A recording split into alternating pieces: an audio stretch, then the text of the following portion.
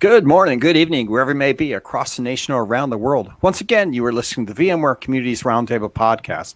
This is podcast number 544. My name is Eric Nilsson, and with me today, I have my regular co-host, Matt Longeth. Today is Wednesday, February 24th, 2021. Matt, how you doing today? Eric, I am well, better than I deserve to be.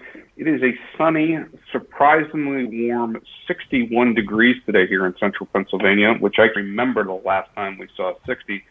So I'll take it every day of the week, but unfortunately, I don't think it's going to be that way in the long term. But speaking of weather, sir, how are you? How are things out there on the West Coast? And what's the color of the bay? I am doing very well. Thanks for asking, Matt. The color of the bay, it's a beautiful sunny day here in California. It's supposed to hit 72 degrees. We have come out of winter, it seems, and we've hit that stretch of dry weather, and we're enjoying it. So the color of the bay, it's a bright green, right? A lot of sun today. The bay never really gets to be blue, right? Unless you're way outside the bay. Where I go, the bay, across the bay, sometimes I go out there in Palo Alto. They have a dock. You can go canoe and see the bay. It is a light green, and I think as we move into summer, it probably is blue out in the middle of the bay. So there you go. That's the weather. It's a beautiful day. Excited about coming into summertime. I hope everybody out there gets through their winter blues. I know Texas, some of the guys down in Austin have struggled through that, but we have beautiful weather here in California.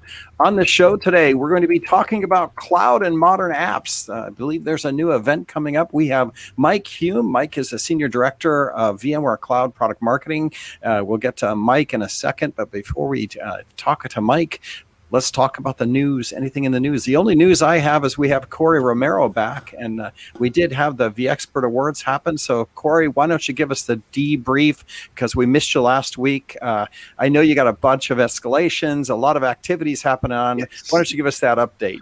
Yeah. It's always very busy the week of the announcement. So we announced vExpert. So we've got over 2,200 vExperts this year.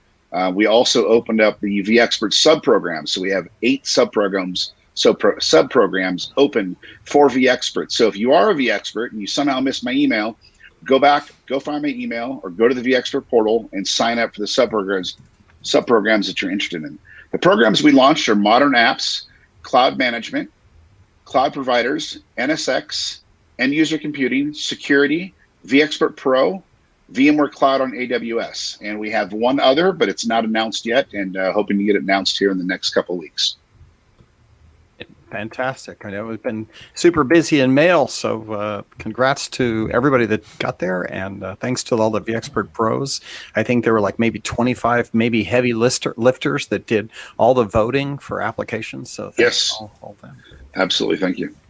Matt, hey, Corey, if I was a member of one of those sub-programs for 2020, do I need to reapply? Is that a sub-program by sub-program thing? What's the story there? If I was a previous recipient of a sub-program designation, what do I need to do this time around?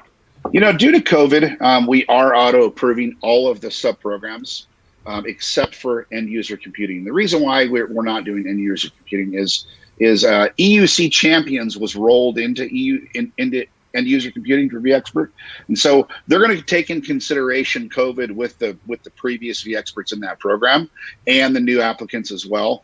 So it shouldn't be an issue, but we are requiring for that program and Pro to reapply if you're currently a vExpert in those two programs. Okay, so if I was a designee for 2020 for EUC or the vExpert Pro program, I need to reapply. Correct. Yes. Okay, I understand. Yeah. And I sent that out in the email. It's really detailed. It's got red text next to it. Need to apply. Don't need to apply.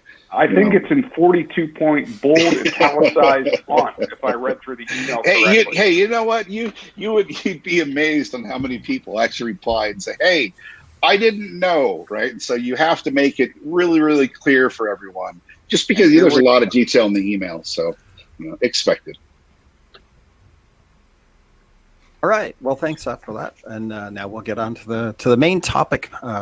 Before we do that, one more thing: the FutureNet event is coming up. VMware has a couple speakers there, so we would do a shout out to FutureNet. You can go listen to a couple podcasts, and we talk about FutureNet. So if you're interested in attending FutureNet, it's an all-day event. It's a live stream event, as always, in Zoom. You can go to VMware and just search or look for FutureNet, or go to Google and look for FutureNet VMware.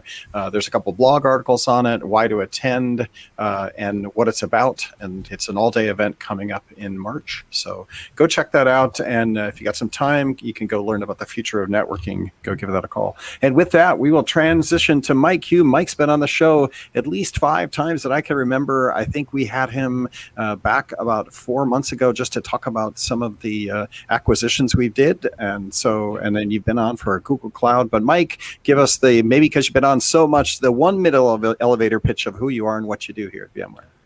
You got it. Yeah, thanks for having me on. Been a part of VMware for, gosh, almost 12 years now. So going back quite a distance here. I run our VMware Cloud marketing and team. And more recently, I've been looking a lot at what we're doing with Kubernetes and modern.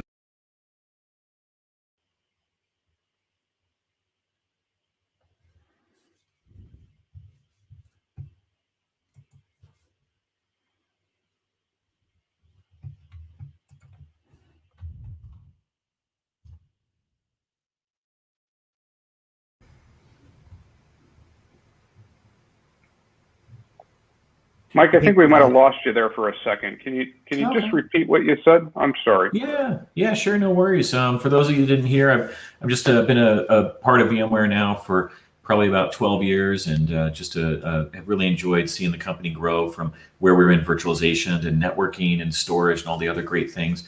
But more recently, I've been focusing on our cloud business. I run our cloud marketing. And I also have been working to bring together cloud and applications. So all the things that we're doing around modern applications and Kubernetes and really developer productivity, really thinking about that as a single strategy that we can bring out to our customers.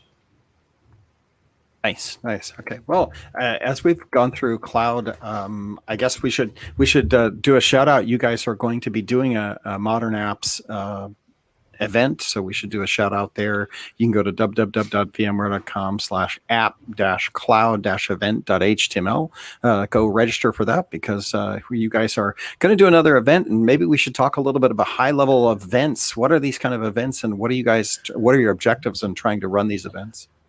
Yeah, really. So it's kind of a combination of strategy and then also really hands-on products. So I think there's something in there for everyone. It's our time to really set the stage for what's coming throughout the year. I know that we all love to get together at VMworld, but really there's so many things that happen throughout the year. It's important just to stay on top of where we're going with things. So we're going to spend some time going through some of the big things that we see the market really needs around cloud and modern applications, and then how VMware is continuing to extend and really evolve this strategy for how we're bringing out cloud solutions for any cloud environment. And we'll get hands-on with the product. We have some great demos coming from our CTO team. And then there's also a ton of expert-led sessions, demos, and hands-on labs. So if you're interested in cloud and if you're interested in modern apps, this is really one event that you want to come to, because you can get everything all consolidated into one area. It's a 35-minute event, which is nice and brief. And then you get into the on-demand content and capabilities to really help you go wherever you want to. Oh, I really like that. I like that. Kind of an intro and a here's where we're going, but then kind of like a mini VMworld where we did have live sessions, but then basically you were picking and choosing what you want to consume, so you could do that. Yeah, that's right. So if you want to listen to an expert on app migration, or you want to listen to modernization strategies using Kubernetes, there's a lot in there. But in the keynote, what's really cool is that we also have Raghu Raghuram, who is just like the total guru at VMware. Everyone likes to hear Raghu's perspectives on where we're taking the overall product strategy. And then we also have Craig McCluskey, who is, of course, one of the original co-founders of the Kubernetes project. And so, this is a pretty rare time to get to listen to some of these big luminaries and thought leaders coming out from VMware. All right, so we have the event. That's good to know. We can talk about we'll share more of the URL and kind of encourage people to go reg. But one of the things that I want to talk about is just how quickly the modern app space is moving. And I kind of look at my own experience where we've migrated a lot of the community function to SaaS services. We have Chorus as a SaaS service. We have Hootsuite as a SaaS service. We have TalkWalker as a SaaS service. And what I'm seeing is that this stuff is like updating, every 3-4 months. We're seeing new features. TAMs are reaching out to us, wanting to talk us through what the new features are. And so the speed at which innovation is happening, and I know we had you back here at podcast number 520, where you talked about the Datrium acquisition, right? And just gave us a kind of a quick view. And so I guess this is kind of driving this customer interaction, right? So if you're a vExpert or you're a community member, you listen to this podcast, you ask yourself, why? Why don't, we've already heard from Mike. Is this, another Mike, right? Or is this,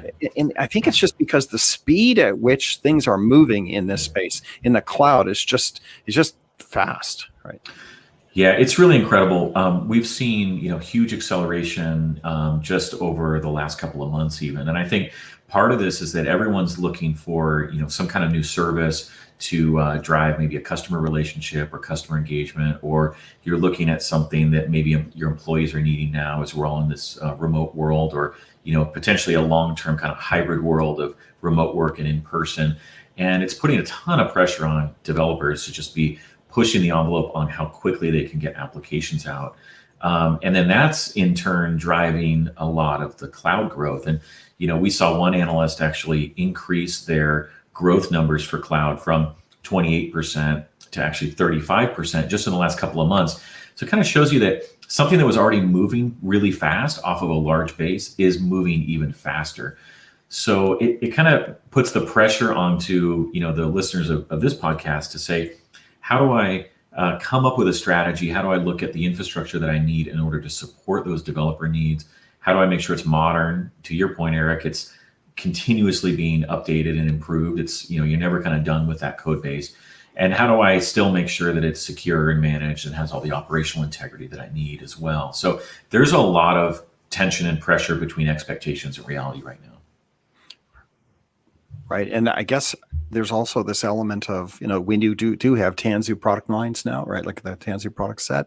And, that's helping everyone, if we have vSphere and we've already started to build a multi-cloud environment, maybe we have, maybe we haven't, but the fact that you're on vSphere and you do have Tanzu layering on top of vSphere 7, it actually puts you ahead of the game here from the standpoint of you can actually start talking to your modern apps teams, the teams that are building greenfield apps, brown to green transitioning.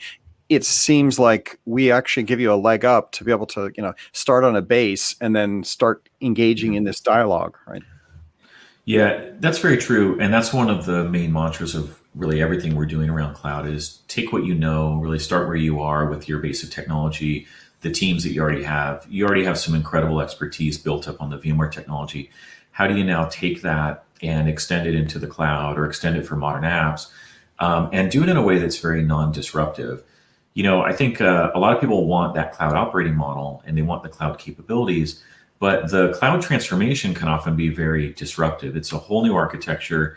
You're potentially changing applications that are mission critical or are already running perfectly fine, or they might be really tied in with a business process you want to keep going. So how do you take advantage of all the great things in cloud without being disruptive? And that's really where we're trying to take this cloud strategy. It's one of the key things that we're building into that platform. The deep integration between Tanzu and vSphere really makes that work. And then also one of the things that allows you to do is really consolidate and run all these applications in one environment, which is a huge TCO optimization as well. So, Mike, to that end, let's say that I'm the traditional admin, or I'm in charge of the infrastructure team, and I have new developers or a new developer acquisition that were contractors that were brought in to do some modern app development. Where do I start with all of this? Where is that foundational piece that I need to bring into my environment to allow some more of these, modern development methods, CI/CD, and to bring that Tanzu platform into the fold? Where would you suggest that I start down this path? That could be from education or technologies or a combination there of both. But where would you say that you need to take those first steps before you can start running on this platform? It's a good idea. Good question. One of the things that I've seen a lot of customers do recently is really get a very complete and comprehensive understanding of their applications, kind of first and foremost. Get a landscape of what the complete app portfolio looks like, and start to really understand, what do I want to do with existing apps, and then what are my goals for modern applications. And you may find that the platforms that you have are perfectly fine for a percentage of your applications, or maybe there's some data gravity or security requirements that's going to keep it in the data center longer term. And for that, then you're just pursuing a fairly traditional data center modernization strategy and making sure that that environment runs optimally. Then the second thing is, let's say you want to migrate and modernize. Start to really look at the cloud environment that you want. There may be specific cloud services that your developers really want to operate in. And start to understand, is this something that should run in AWS or Azure, Google Cloud, really any of the other major cloud providers. And because of the way we've architected our solution, you can actually migrate really seamlessly. There's no interruption to service. You don't have to rewrite the application. You don't have to retrain your teams. And that's very fundamental. And then from there, you can start to have really free reign of integrating with hundreds of cloud native services. Whether that's Lambda or RDS or BigQuery, all the really big name application services can now be part of your modernization strategy. But I think it all starts with that assessment, because what it's going to help you is really understand what's the value of the app, and then how can I have it in the right environment where I have all the capabilities I need to move forward. In terms of education, there's a lot of great things that people can do. There's Tanzu Labs is a great environment for us. We have a lot of great teams that can come in and do those assessments for you. But the key thing here is really building a partnership with your developers. I doubt that anyone on this call needs me to tell them that, but everything we do in infrastructure is in service of the developers. It's really in service of the applications. And the more that we can make that more efficient, more self-service, an open API access for all the developer resources, the more that we can have this really flexible platform that can make them move faster than ever. Sure, that sometimes gets lost in the mix, doesn't it? We talk so much about infrastructure and everything that goes into that infrastructure development, but what is it that we ultimately need to use that infrastructure for, right? It's the apps. It's the apps that drive all of that. And to your point, sure, when we look at some of this, of course, it makes sense to do that thorough analysis, to take the time. I mean, do we really want to refactor that 20-year-old COBOL app that's going away potentially? So maybe sometimes, sure, but you have to do the analysis, right? To your point, Mike, to find out what's there in the environment. And you can make some really great decisions on that app may be really valuable today, but you may be retiring it 2 years from now. And going through a 12-month refactor process to bring it to a public cloud, that would just be wasted effort. Now, the other thing is, you like to think that we can actually provide you some future proofing on this. And that's something that's been pretty true to VMware for quite a while. And now as you think about the cloud, maybe today you want to move it to AWS, but perhaps down the road you want to move it to another cloud environment, or you want to be sure that 5 years from now, when something amazing gets invented that we haven't even thought of yet, you can take advantage of that too. And so I think one of the things for people to listen to around the VMware cloud strategy and offering is really, how do you then continually be able to move to the right environment or adapt your strategy without there being a penalty of having to go through that whole process of rewriting again. So those are just some things I think that are really valuable for people to think about as they evaluate if this strategy and offering is prime for them. Sure, it could be a whole new level of vendor lock-in to say, right?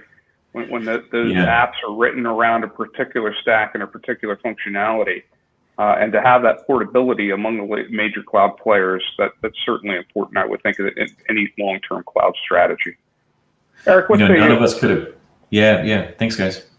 Yeah. All right. So another topic I have here, as long as we're talking about developer, and it seems like we've had different components of our solution here. One is we have Pivotal, right, which is which we acquired, right. Two, we have Kubernetes that we acquired from Joe Beta. Joe Beta came over, and his practice, his consultant practice, turned into a piece that we have here. And then we obviously have vSphere with Tanzu, and I know that all kind of wrapped up. Can you explain the layers of this and how this is coming together, going to market? Yeah. So, what I would start with is really, I think everyone working in cloud, and especially in multi-cloud, you really have two options for that foundational layer. You have VMware Cloud Foundation, or you have native cloud infrastructure.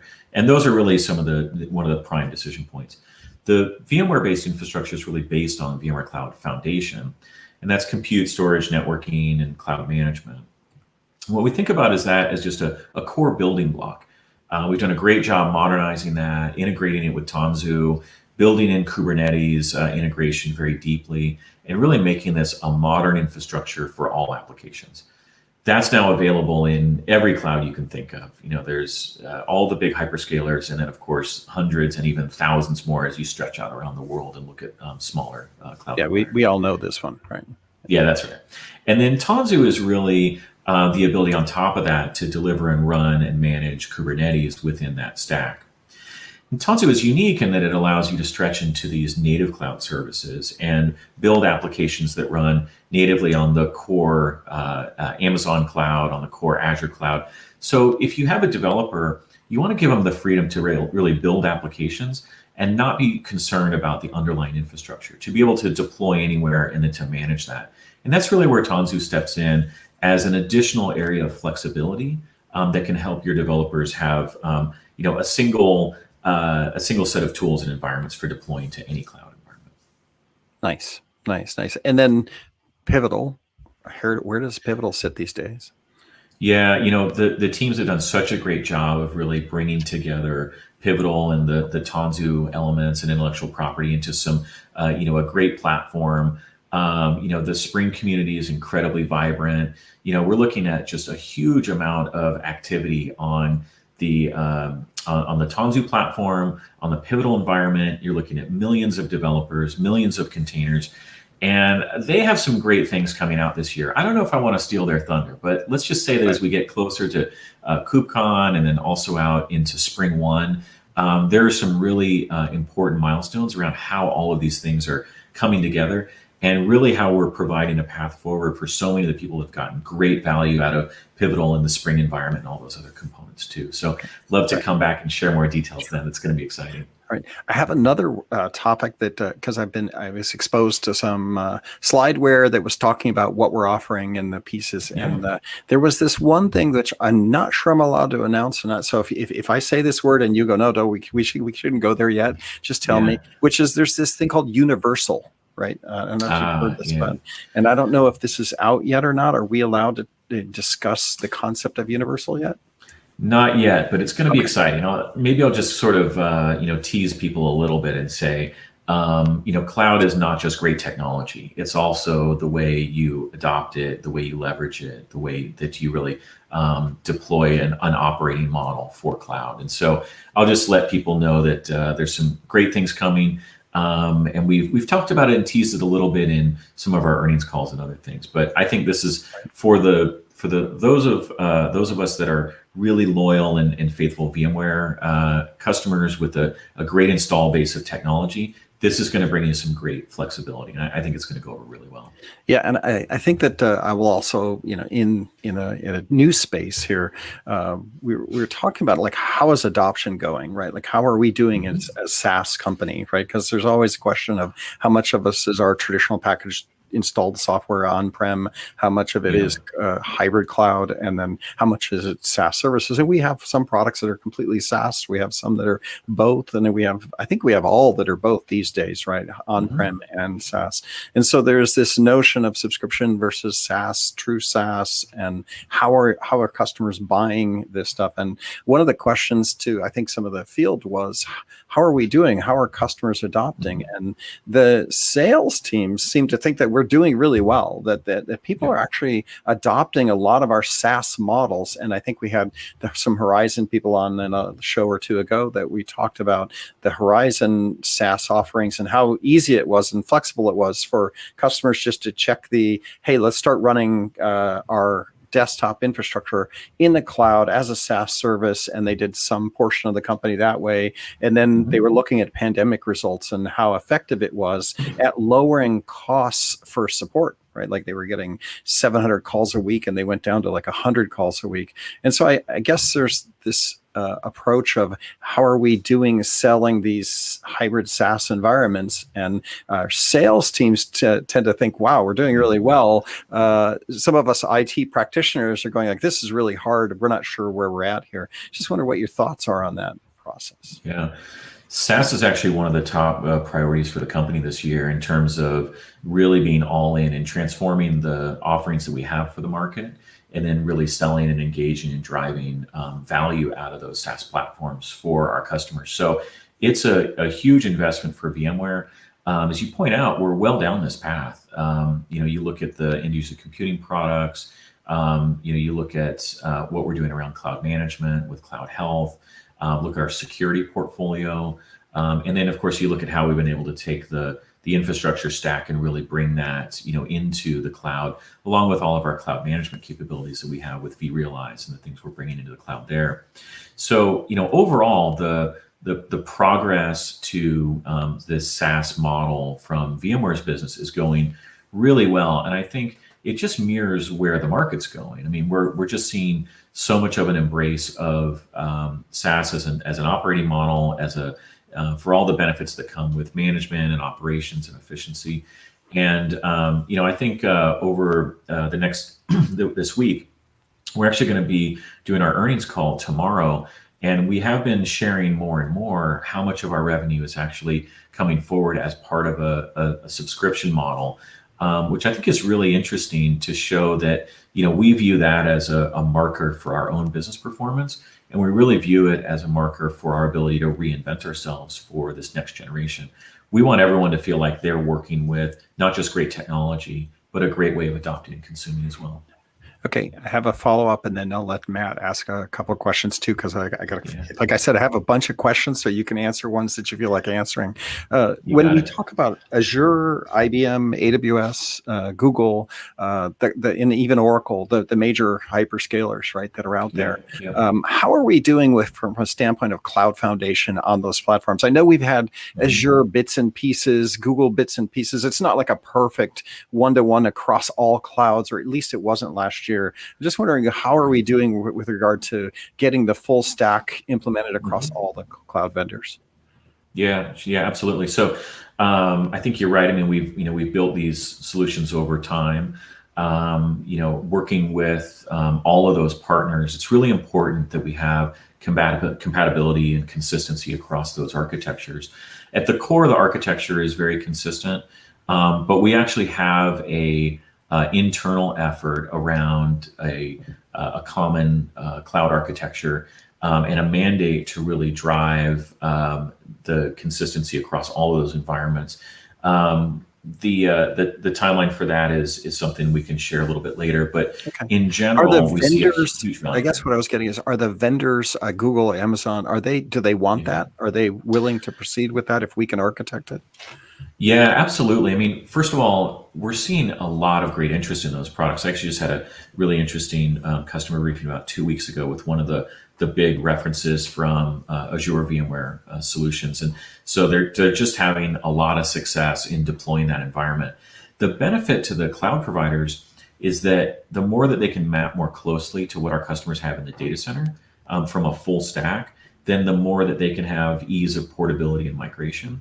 And so it's really to the benefit of the entire ecosystem that we have this single platform, single compatibility. The more that you have common compute, storage, and networking, and even management for policy, the easier it is for you to do migration, the fewer amount of interdependencies and complexity you have in how that app is built. And you can take advantage of some great things, particularly in the networking platform, that allows you to have this common virtual cloud network across all your environments.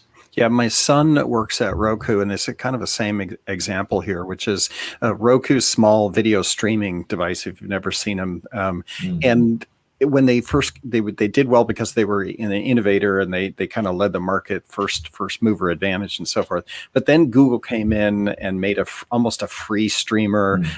So did Amazon. Amazon jumped in and made a free streamer, and everybody predicted that Roku was going to be out of business in another year because the big guys are going to come in and just kill it, and Amazon was going to have a free content service. But it turns out that if you look at the market, the content providers, Disney, Netflix, and others, really, they wanted to have a player that worked across all TVs, right? And weren't tied to any one big mega company like such as Google or Amazon, right? And so they became the cross platform for streaming services, right? And they actually did really well. They were 10x the stock price this year, just because they became the neutral platform that everybody could go to and operate across all the different streaming devices and streaming services, right? And I see VMware kind of being in that position where if you don't want to marry yourself, maybe you want to marry yourself to a cloud this year, but you don't want to marry yourself for like 30 years. You're more like you want to date, not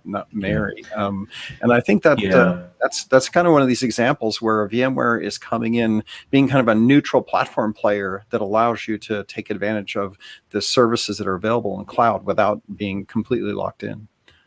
What we want to help customers avoid is sort of this all or nothing kind of approach. Do I have to be all in on one provider? Are my applications really, hard written to that platform? If some new service comes out, do I have to do a lot of heavy work in order to take advantage of it? And I just think that the flexibility we can provide is really unique. And in many ways, I think we're matching the overall demand for multi-cloud in the market. But the way that we've established these solutions with all the hyperscalers and then obviously a broader set of cloud providers, I think gives us a real advantage to help customers be more flexible in the clouds that they choose and match it to the needs of the application as well. Mike, as you're working through with these customers and you're hearing about, the POCs and whatnot, is there anything interesting that you can share that you've encountered? Someone that has a unique use case, and you don't have to obviously name names, but just that either a unique use case for Tanzu or a customer that you felt particularly has adopted it well, even being such a new and cutting edge technology for a major player. Is there anything out there that you've run across that you can share with us and our listeners? Yeah. One of the things that I have had the benefit of hearing more about this week is a customer of ours called Fiserv, who, they were at Spring One. Their story is really public and well known. So, I'll just share a couple of details. They're actually responsible for helping to process loans for small businesses with, I think, about 4,000 banking institutions. And one of the things that they had to do recently was really revamp their financial evaluation process to help small businesses who were getting loans from the government around COVID relief. And it's a very small team. They did hundreds of software releases, all using the Tanzu platform. They were able to, build and deploy a full CI/CD pipeline and really accelerate the delivery of multiple iterations of this application. And when I talk about impact, I mean, they were able to approve billions of dollars of relief for small businesses. So, I love what they did with a small team. Developer productivity was off the charts. And then obviously just, helping a very essential business at a really critical time. And I think it's a cool story. You're going to hear more about them in the event. And you can find, if you go to the Spring One site, you can find their video with their CIO. It's a really, really inspirational story. So what drove that approach? Was it developers that came to the infrastructure team, or how did they find the Tanzu platform? Yeah, I'm finding that the developers are really just so core to making decisions, or at a bare minimum influencing decisions. It's one of the reasons why we have to look at this as, one solution. And I think that's actually more and more common, Matt. I mean, you're finding this where, the developers have such influence within the infrastructure options, and there's so many, variety of options out there through self-service clouds and, self-service procurement. we want to make sure that the VMware environment is really giving the best environment for developers to be productive and get done what they need to, and really help our core infrastructure teams really serve their developer teams better than ever. So, we got to build a great groundswell of millions of developers that love Pivotal, that love Spring, that love Tanzu, and can kind of come together with that tool set and the capabilities they need to bring apps to market faster. At the same time, we have to support all the operational needs, all the priorities we have around security and operations, and make sure that those apps are really supported right. If we don't look at it as one common system and ecosystem, then I think we're not really providing a complete solution. So that's what I'm really excited about, what we're bringing to market this year. Sure, we don't want the entire infrastructure running on a container on one of those devs' laptops, right? We want to be in a position where we're offering that as a native service to the clients. We're infrastructure developers, right? In some ways, we have to meet what those needs of these modern apps that are coming in. We have to provide for what that next utility is. Sometimes I say, is to our customers, and those customers being the developers that we're ultimately hosting the infrastructures for. So if we can get ahead of that and have a consistent platform that offers all of these other intrinsic security and networking, yeah, why not? Let's do it. Absolutely. And I think that aligns itself to where VMware and Raghu and others have kind of strategically aligned us, where we bought Heptio, which was the consulting organization that Joe Beta works for. And now Joe is with VMware, but he's still contributing the open source projects. He's still very much core developer. If you try to get him to come on our podcast and talk to you, he goes like, yeah, you're not my market. Like he's here, but he's also our liaison into this core open source development phase space with all the engineers around moving Kubernetes forward. And then he does guide us on, our product strategy and what we should be doing with regards to enabling this. And he's kind of excited that we're doing that. And then, so we have, Joe Beta, Heptio. And then because we acquired Pivotal last year, I mean, that gives us, strength around core developer relations and engagements and doing dev for enterprise 1,000 companies at the same time. Yeah, this has really been just such a synergistic kind of move for VMware. All the teams that you just mentioned, they bring incredible expertise. It's really unmatched.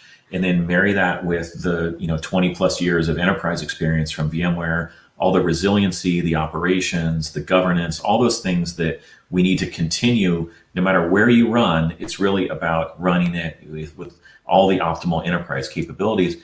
Bringing those two things together, it's a great combination, great offering, and end of the month, March 31st, is really our next step on all of this, and we think we're gonna help move not just VMware forward, but really help show the market where it needs to go. Okay, on a different topic, I know this is out there in left field. Maybe you don't know anything about it, but cloud health and managing the dollar spend that you're doing in the cloud, because it's like one thing to have the strategy to move everything to cloud and put these platforms in. It's another thing when you get the end of the month bill on some of this stuff and trying to make sense of what we've just deployed with all of our small, workloads running on Kubernetes. I assume this is woven into this solution as well. As Cloud Health in Tanzu now, or how does that play out? Cloud Health is really part of our overall cloud management portfolio and offering, and it has a really unique set of capabilities for the public cloud. Whenever I give a cloud strategy presentation, the Cloud Health is one of those things that people just immediately jump on. I think on average, they're still able to reduce cloud spend by about 20%. Just by getting in and really optimizing the configuration of those services, how they look at perhaps redundant capabilities across an organization. So it gives you 100% visibility of the cloud services that maybe you didn't even know you had. And then it gives you guidelines for how to manage those optimally.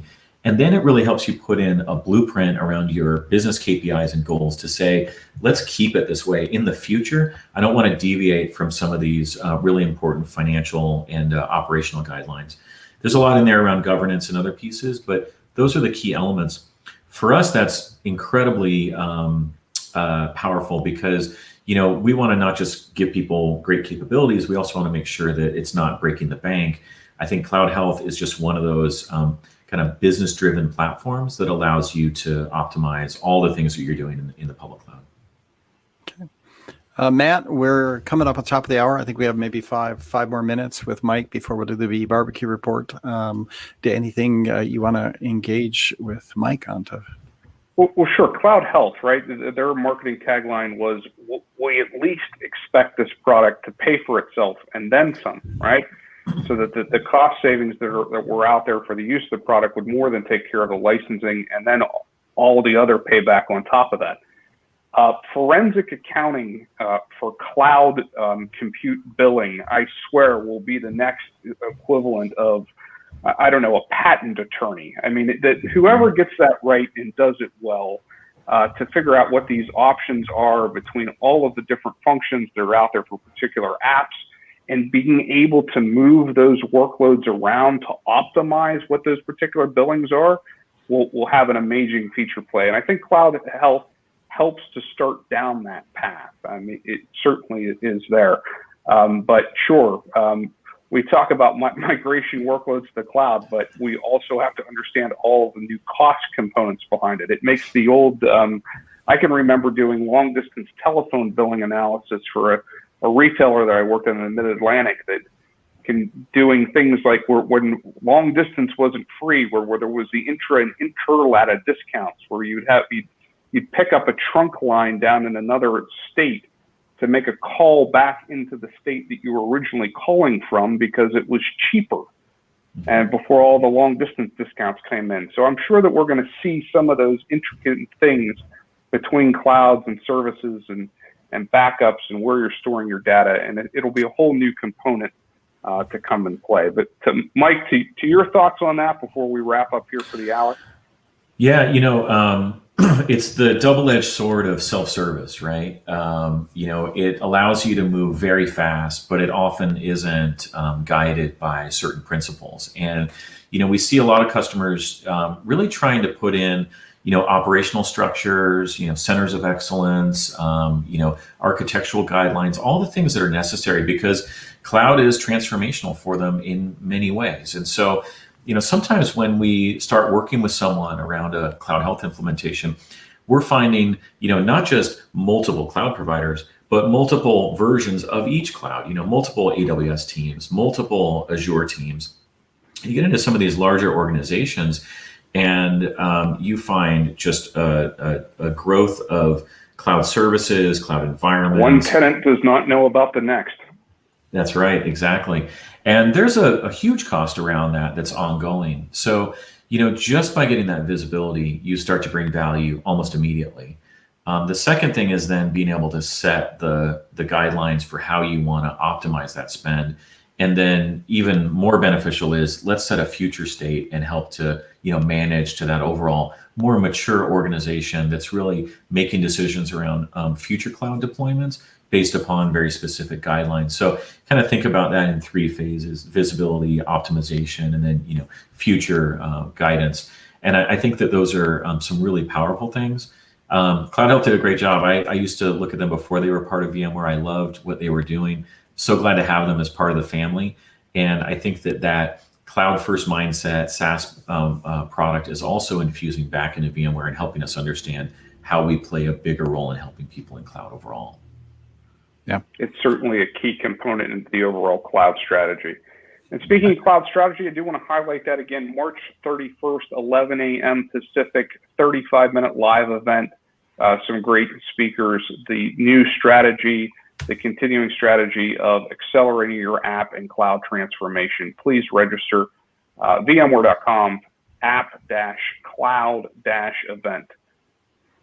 Yeah, if Raghu is there, I'm going to be there because I've always told my friends that people go like, "You're worried that Pat Gelsinger left the company," and I'm like, Nah, why not? He's such a leader. I'm like, yeah, there's only one person in the entire company that if he quits, I'm gonna go, oh no, this can't be happening. And that would be Raghu Raghumaran, right? Like I worked with him when I first came here 15 years ago, and he was running product strategy then, and he has like hit it out of the park every time he's done this. So Mike Hulme, a final question for you. I've been starting a little campaign. Mike Hulme for VMware president. Any interest? Are you going to interview for that? I think it's time. We got to throw my name in the ring for sure.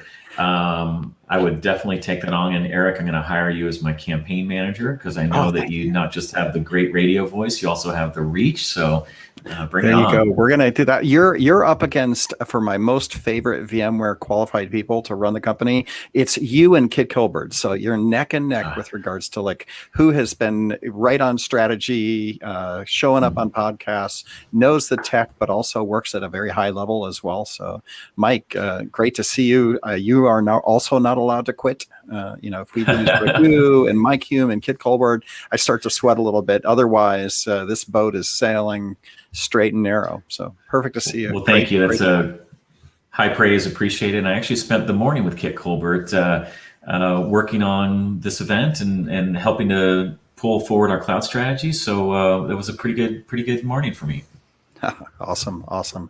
We're going to transition to the V Barbecue report because we are at the top of the hour. I know we got a little bit of a late start, but Tony Foster's been hanging out patiently, going to talk to us about some unique barbecue. I also did some barbecue, got started because we have such beautiful weather out here. I just went and got some T-bones and putting salt and pepper on them and did the barbecue half coal, lit it up, and then did 7 minutes, 3 minutes each side, boom, boom, and then 3 more minutes each side, and then measure it up to 135 to 145 degrees internal meat temp. And man, it is nice to get some good steak going for what I would call the beginning of spring here at VMware.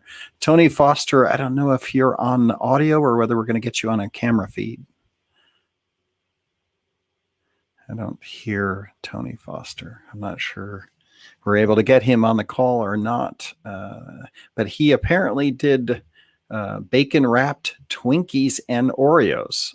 So that's what I've got in chat. But we're waiting for the bacon wrapped Twinkies and Oreos barbecue report.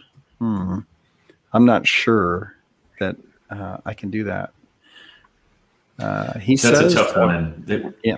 Tony might People be are a looking to do cardiologist right now after that barbecue report. Maybe that's why he's asking. Yeah, maybe so. Maybe he's recovering from that. Anyway, that is. We'll get Tony Foster next week on that. I see that he's having some streaming troubles with his browser, so we'll catch him up next week. Mike Hulme, what is your Twitter account, just to get people to follow you? Oh, I don't do anything on Twitter. I'm one You're of an those Instagram guys god now, right? I am an Instagram guy. Yeah, but bathing suit Mike Hulme out on the beach, doing his Instagram thing. That's right. Mostly TikTok and things like that. But yeah, you can find me on Instagram. But no, I haven't really taken on Twitter. But you can always find me at our events, and would love to hear from any of the community that wants to reach out. They're telling me that Tony Foster has returned. Maybe we'll get him for another minute here. Tony Foster, are you out there? No, it says Tony Foster. Oh, there he is. There we are. Yeah. Only because I want to hear bacon wrapped Twinkies and Oreos. That's the first I've heard that one. Yes. So you've commented before how you like the material that my wife posts on Facebook and stuff from time to time. I do. She found this really crazy barbecue person who said, you've got to try bacon wrapped Twinkies and bacon wrapped Oreos. And I did it. I actually did send Julia a picture from the grill on Monday when I did this. They're okay. The Twinkie really caramelizes, and so you get this caramel bacon flavor going on. The Oreos are not as good as the Twinkies. So if you have some spare bacon and Twinkies, wrap it up, put it on the barbecue. About 5 minutes is all it takes, and flip it and enjoy it. Wow. Yeah, I guess it's really, if you think of Twinkie, it's basically bread with sugar. So it's like a bacon sugar sandwich or something, right? That goes. So how can you go wrong with that, right? So bacon sugar sandwich. Thanks for listening to the end of till the end of the podcast. We appreciate it. We'll be back here again next week. I think we've got guests lined up for the next month and a half. So thank you to Julia Klaus, who's done the work of getting all our guests here. And again, thanks, Mike, for being here. Matt, as always, thanks for being here. Tony Foster, great barbecue. We'll be back again next week. Until then, be safe and enjoy coming into spring.